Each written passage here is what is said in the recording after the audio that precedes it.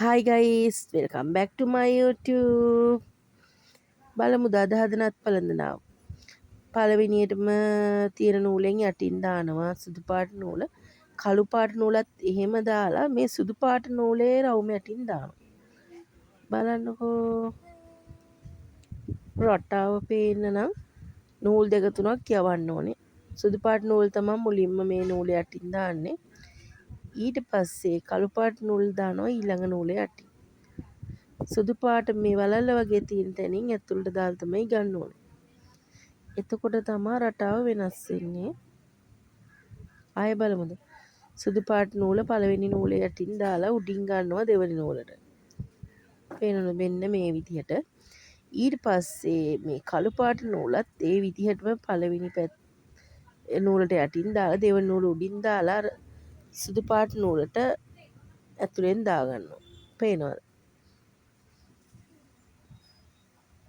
ඔන්න මෙන්න මෙහෙම සුදු පාට නූල දැම්මා. ඊට පස්සේ කළු පාට නූලත් ඒ වගේම පළවෙනි නූලට යටින් දාගෙන දෙවෙනි නූලේ යට කරනවා. සුදු පාට නූලේ මේ තියෙන තැනින් කව කරලා ගන්නවා. පේනවද? හරි. පේනවද දැන් ලාවට රටාව හැදීගෙන එන හැටි. පළවෙනි නූලේ යටින් දාලා දෙවෙනි නූලට උඩින් දානවා. මේ පැත්තෙන් කළු පාට නූලට පළවෙනි නූලේ යටින් දාලා දෙවෙනි නූල උඩින් දාලා සුදු පාට නූල මැද්දෙන් ගන්නවා අර රවුම වගේ හැදිලා තියෙන තැනින්. ලස්සන රටාවක් හැදෙනවා බලන්නකෝ. මෙන්න මෙහෙම.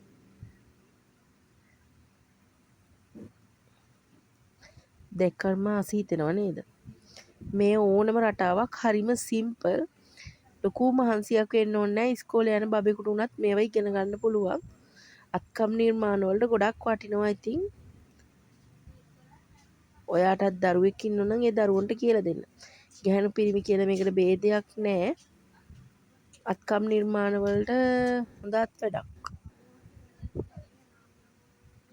ඒ වගේම ස්වයං රැකියාවක් කරන්න බලාපොරොත්තුවෙන් ඉන්න කෙනෙක් නම් ඔයා ඉන්න හරිය ජනප්‍රිය පන්සලක් කෝවිලක් වගේ තියෙනවනම් ඔයා මේ වගේ ලස්සනත් පළඳනා ටිකක් හදලා ගිහින් තියාගන්න. මොකද ඔයාගේ මහන්සි අපිට තේරෙන්නේ නැහැ කවදාවත්. මොන දේ ඉගෙන ගත්තත් ඉගෙන ගත්ත එකේ වැඩි කියලා නිමක් නැහැ. ඕනාවට වඩා ඉගෙන ගත්තා කියලා කියන්නේ නැහැ. කොච්චර ඉගෙන ගත්තත් ඔයාගේ දැනුමට තමයි ඒක වටින්නේ. පේනවද?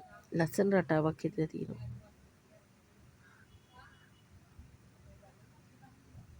බලන්න පළවෙනි නූලට යටින් දෙවෙනි නූලට උඩින්. මේ වීඩියෝ එක බලනවාගෙන් ආදරෙන් ඉල්ලනවා මාව සබස්ක්‍රයිබ් කරලා නැත්නම් සබස්ක්‍රයිබ් කරලා අනිවාර්යෙන් නොටිෆිකේෂන් බටන් එක ඔන් කරගන්න. ඇයි දන්නවද නොටිෆිකේෂන් බටන් එක ඔන් කරගන්න කියන්නේ? මං ඔයාලට වැදගත් කියලා හිතන වීඩියෝ එකක් දැම්මොත් එහෙම ඔයාලට ඒක බලන්න පුළුවන් මගේ නොටිෆිකේෂන් එක આવොත් විතරයිනේ. ඉතින් ලයික් කරන්න, කමෙන්ට් කරන්න, ෂෙයා කරන්න.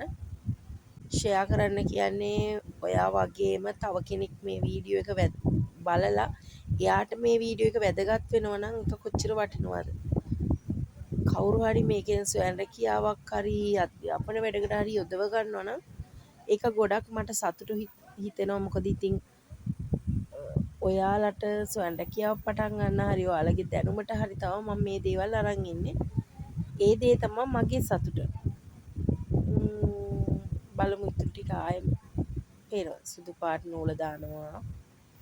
ඊපස්සේ කළු පාට නූල දානවා. පළවෙනි නූල යටින් දාලා දෙවෙනි නූලට උඩින් ගන්නවා. අරගෙන අර සුදු පාට නූල අස්සෙන් දාගන්නවා. වලලක් වගේ හැදිලා තියෙනවනේ. පේනවද? එතකොට තමයි රටාව හැදෙන්නේ. ආයෙ බලමුද? මෙහෙම රටාවෙ දිගට වෙනකොට මෙහෙම කරමු. ආයෙ බලමු. සුදු පාට නූල මෙන්න දැම්මා. පේනවද? ඊට පස්සේ කළු පාට නූලත් ඒ වගේම කරනවා. ඒ වගේම කරලා මේ සුදු පාට නූලෙන් ඇතුළට දානවා.